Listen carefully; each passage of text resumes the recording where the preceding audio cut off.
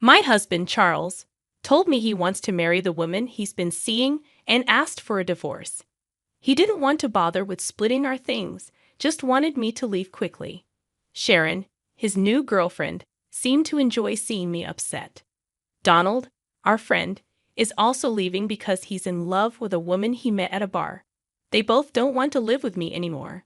I agreed to leave as they wished, but before I go, I want to speak my mind.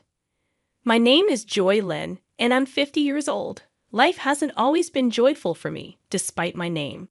But now, I've found happiness, and I can laugh at the past. Let me tell you about when I was 35, about to celebrate my 10th wedding anniversary with Charles. We didn't have any children, and it was painful to hear people ask us why or tell us how wonderful kids are. Charles and I didn't talk much anymore. His job had gotten busier after a promotion, and he was traveling a lot. I was busy with work too, so we hardly spent time together. Maybe that's why we never had children. I used to think that whether we had kids or not didn't really matter much in a marriage. Then one day, our family unexpectedly grew, but not in the way we hoped. Instead of a baby, it was Charles' parents who seemed like they came straight from hell. Apparently, ever since we got married, they'd been pressuring Charles to let them live with us. Charles thought it might be easier to just give in rather than keep saying no. He thought it was a rational decision, even though I didn't agree. He argued that since I was hardly ever home, it wouldn't bother me much. But I had issues with his parents even before we lived together. They were always asking when we have kids, which made me uncomfortable. Sharon, Charles' new girlfriend, was also pushing for more children every time we saw her. Living with Charles' parents was a stomach-churning experience. I had only given birth to Charles, so it was quite unsettling. I had imagined it would be difficult, but it turned out even worse than I expected. Donald solemnly declared that they wouldn't provide any pension or living expenses. Sharon seemed pleased with this arrangement. I was confused. Charles also agreed, saying we could manage without financial support since we both worked. I never had many complaints about Charles before, but now I felt dissatisfied. I used to think a husband who was calm and hardworking was enough. Living with Charles' parents made me realize why they wanted to stay with us. Donald often went out at night, claiming he was meeting friends for drinks. But then, I found a point card from a nightclub and a business card with Nancy written on it in the laundry. It seemed there were different types of bars involved. This was clearly a service industry that directly satisfies a man's desires. Donald seemed to have a liking for Nancy. I couldn't believe he had so much energy at his age. I meant this in a negative way. No wonder he couldn't provide us with living expenses. He was probably spending it on Nancy. On the other hand, Sharon started harassing me gradually. She was cunning and made the harassment worse. It got to a point where I didn't even notice it at first. Initially, I thought she was being kind. I could have handled it if it was just about how I did laundry or cooked, but Sharon started calling me by Charles' ex-girlfriend's name. She would apologize, saying she remembered her because she was Charles's first girlfriend, whom he introduced to Sharon. At first, I thought maybe Sharon's age was causing her to make mistakes, but as it continued, I realized something was off. Every time I took a shower, the bathroom was dirty. I initially thought it was Charles or someone else, but since nobody complained about it being dirty, it had to be Sharon who used it before me. There were other instances too, like when Sharon mistakenly thought everyone had already bathed on a snowy day and unplugged the bathtub, leaving me to shower in freezing cold water. She also once took my favorite necklace from the closet without asking and then lost it. Each time, Sharon would say she didn't do it on purpose, she just wasn't thinking, and she apologized. While it's possible to accidentally shower or call someone by the wrong name, taking jewelry without permission is not something that can be brushed off as a mere oversight. I started to suspect that Sharon's behavior towards me was intentional harassment when I saw her angrily sitting at the dining table, complaining that dinner was late because I came home late. It dawned on me that this was indeed harassment, albeit subtle. I realized Sharon hadn't done any housework since she arrived. She threw her socks inside out into the laundry and tossed bottles into the trash without removing the labels, creating small inconveniences each time. She complained if meals were late or if the sheets were messy, and sometimes she even threw things around. I finally understood that our home was disrupted by the arrival of not one, but two babies, both big and delightfully stubborn.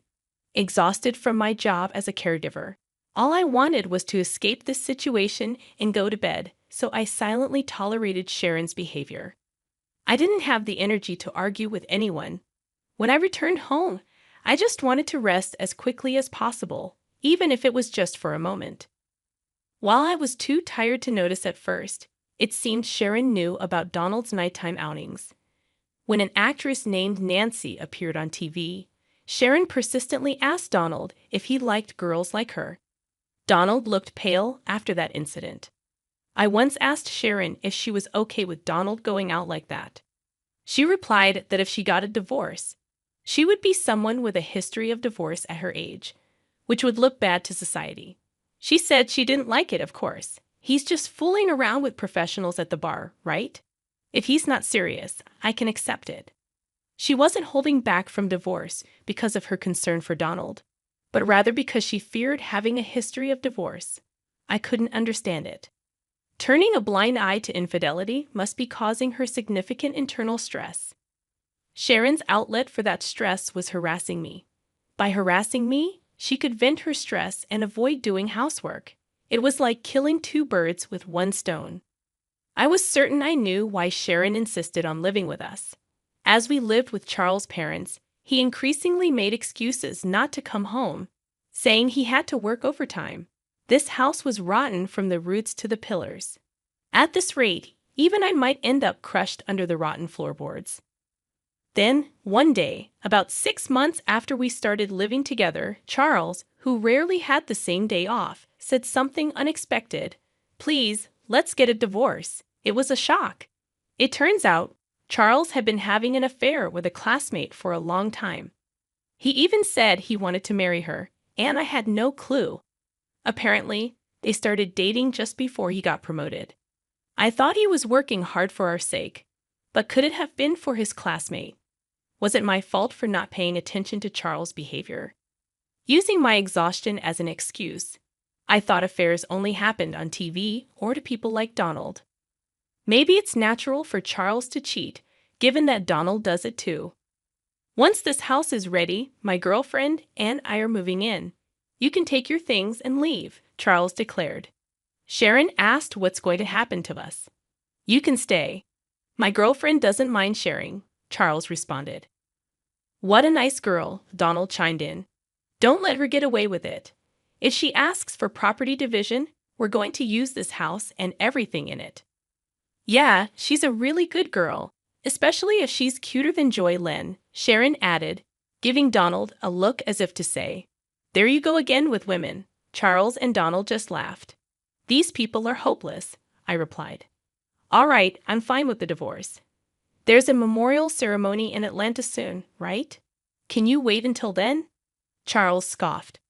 "Planning on enjoying the feast at the memorial ceremony, are you? How pathetic. There's no way I'm taking the woman who's divorcing me. Just leave already." I shot back. "Who's the pathetic one here? Who cares about the food?" Despite everything, Sharon and I, the only women in the room, both cheated on, couldn't seem to get along. No, I was planning to move out on that day. Going back home is a bit embarrassing since I was cheated on. Finding a place and handling the paperwork takes time. I thought it would work out around then, I explained. Charles, not Sharon, replied condescendingly. "If that's the case, fine." Cheating and then acting all high and mighty. Don't underestimate me. I'll destroy everything. A week passed, and the long-awaited day of revenge finally arrived. That day, my parents-in-law and Charles left the house early in the morning to attend a memorial ceremony in Atlanta, planning to return by evening. All right then, let's give it a try, I thought. The garbage collection service I had hired arrived, and I had them load all the furniture in the house into the truck. The sofa, the microwave, Charles, and the parents-in-law's bed, Sharon's clothes that had accumulated since moving in, Charles' favorite new vacuum cleaner, even the refrigerator and its contents. All of it gone. Ah, minimalism is wonderful, I thought. With each item thrown away, it felt like my troubles were disappearing.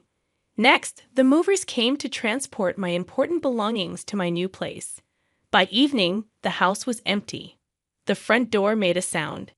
It seemed Charles and the others had returned. I decided to greet them one last time as a good wife and stood at the entrance with a smile. "What, you're still here?" Charles frowned openly, as did my parents-in-law.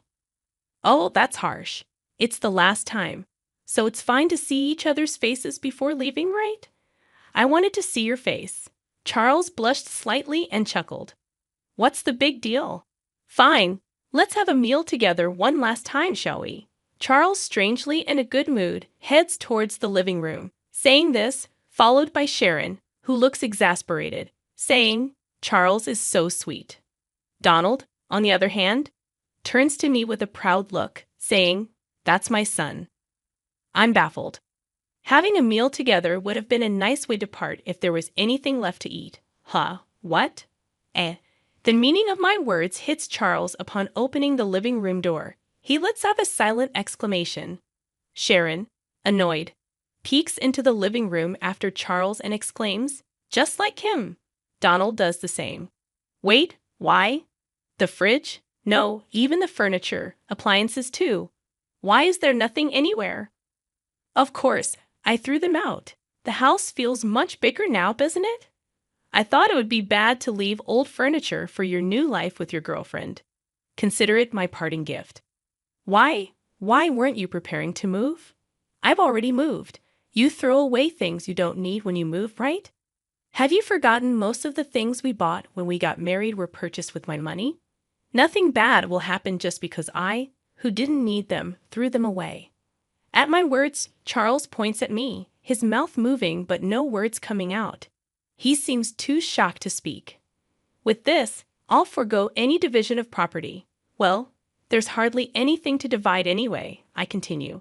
Sharon, furious at my smile, says, "What have you done?" I'll return that phrase to your foolish son. There are limits to indecency, like cheating while having a wife and then saying to leave because you're remarrying. Wasn't your upbringing at fault? How could you speak to me like that? You were such a terrible daughter-in-law. Do you still consider yourself my mother-in-law? To me, you're just another old lady. I speak with a malicious smile, and Sharon mutters, so ungracious, shaking with anger. It's a secret that seeing Sharon angry is starting to be a bit fun. Don't you remember? If I ask for division of this house, you can't refuse, can you? Without the house, where would you two strangers live? You sold your family home, right? Yes, the parents-in-law had sold their house when they moved in with us. We won't need it anymore, they had said. So this house was absolutely necessary for them. They sided with their son's affair over his wife, probably thinking, as long as there's a house with a housemaid, anything goes. Hearing my words, perhaps feeling rushed, Donald intervenes. Well, let's settle this amicably, pretending to be a good person. Yes, let's do that. Let's proceed calmly, just like the old man. I mean, just like Donald, suggests Sharon. Exactly. You know what I'm talking about, Joy Lynn. Of course. By the way, Donald, wasn't your cell phone broken today? Oh yeah, I realized it after leaving the house. It wouldn't turn on. If charging doesn't work, I guess I'll have to consult the store. There's no need for that. Your cell phone is right here, I say, pulling Donald's cell phone from my pocket. Huh? Two identical phones? What's going on? Donald is puzzled. I switched the phones just before you left today. The one I have is the real one, and the one you had is a used one I bought and removed the battery so it won't turn on. What? Since you aren't tech savvy, I thought you'd just give up easily, thinking it's broken or out of battery, I explain, smiling. Donald asks, why would you do that? Well, I have no clue. Speaking of which, you received an email today from your beloved Nancy, saying she had a good time the other day. You email each other daily, right? I'm so jealous of your close friendship, I continue. Donald gasps, while Sharon glares at him. So, Donald, you were out with Nancy the other day. Woohoo, more lively than with Sharon. But you should put a lock on your phone if you're cheating. You'll get caught easily. Stop it, Joy Lynn. But I thought cheating is wrong. Charles cheated on me, and it hurt. I know exactly how Sharon feels, so I did something nice at the end. I texted Nancy. I'm bored, let's break up. She was furious. I was dealing with this old man because he conveniently gives me money. Good thing you broke up safely. Oh, by the way, this is Nancy, Sharon, your enemy. Take a good look, I said, showing everyone a photo of Nancy and Donald as I returned the phone. That's when it happened. Charles showed a stern expression no one had seen before. Why, my girlfriend is. Everyone but Charles gasped. What's going on, Charles? What are you to Nancy? No, that's my line, Dad. Why are you taking pictures with Nancy? Because I'm her boyfriend, obviously. No, Nancy is my girlfriend. Isn't your girlfriend your classmate? We just met at a bar and started hanging out. Who would have thought that father and son were dating the same person? This development was also surprising for me. Ignoring Sharon and me, who were in shock, the men started a pointless argument about who was more suitable to be Nancy's boyfriend, which eventually escalated into a full-blown brawl, pulling each other's hair. The brawl ended when Charles pulled out a significant amount of Donald's precious thinning hair. After a glance at the soulless face of Donald, I loudly declared, Well, I'm off to my new place. Thank you for everything. I'll be claiming compensation for the affair next time. Bye. I had said there would be no property division, but I didn't mean compensation. Sharon realized that this was a serious affair and, swinging the bag she was holding, began furiously beating Donald in a rage. Donald stood there, head hung low, as if he had been burned out completely, unable to process everything happening all at once. Watching this living hell unfold beside me, I couldn't stop smiling as I hopped on my beloved scooter and left the scene.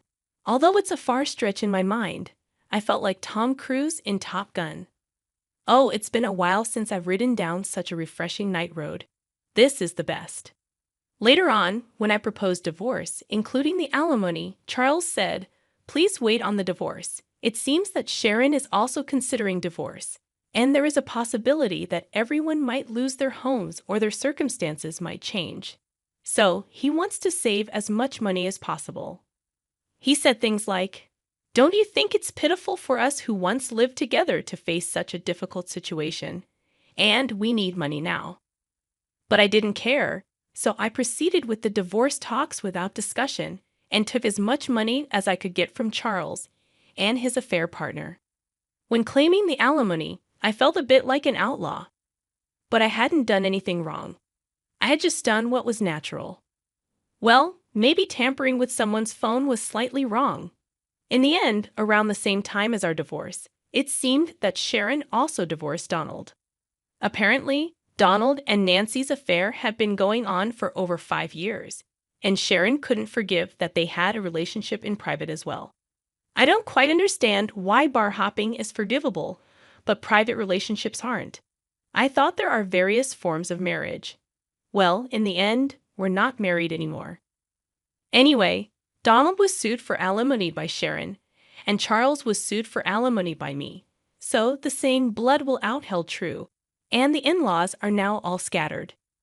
Sharon, having been cheated on by Donald, seemed to have grown to despise men in general, including Charles, who had abandoned me in a similar manner.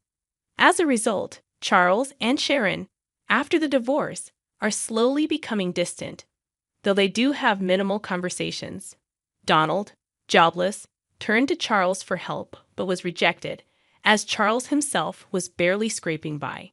Charles is juggling multiple jobs, while Sharon, who had been a housewife since her early marriage, is experiencing work for the first time with a part-time job. Donald became a part-time worker, living in a cheap hotel. Charles, eager to marry Nancy, learned that she wasn't interested. Nancy saw both Charles and Donald as mere extensions of her bar work, as convenient sources of money. It turned out that Nancy had other men besides Charles in the same capacity. Charles, having been classmates with her, mistook her for being serious and believed she was his destiny. But in reality, it was a foolish and trivial story. In the end, both men were deemed unnecessary by Nancy, even as convenient sources of money, and were discarded. From my perspective, I thought, since I'm leaving, might as well destroy everything in the process, just as I aimed. I'm very satisfied having witnessed the spectacular collapse of a family. No one in that family valued each other, only caring about themselves. So the outcome was, in a way, inevitable. Essentially, they were a family in name only, lacking any compassion. Now, I think it was good that I got away from that household. On the other hand, while I still come home exhausted from work every day, living alone has freed up my time as I no longer need to allocate it for someone else. I have more freedom than when I was married. Back when I was married, I hardly had time to meet my college friends.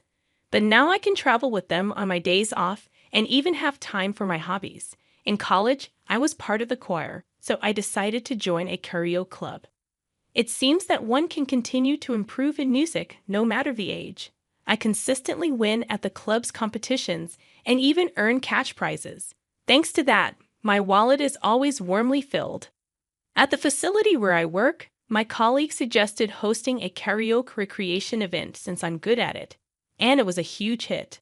I received many compliments like "you're so good," and was thrilled to bring smiles to the residents through my personal hobby, something I hadn't expected. By the way, my go-to performances are Unchained Melody and My Heart Will Go On. The lyrics of older songs are just so wonderful. I don't really understand recent songs, but I guess I should study up. Though my days aren't glamorous, I'm surrounded by friendly colleagues, trustworthy friends, and kind residents who feel like family. Beyond work boundaries, finally, it seems like I've become the Joy Len I was meant to be. From now on, I aim to be someone who not only receives joy but also shares it with others. All right, let's do our best at work today. I'll wholeheartedly celebrate the residents' birthdays.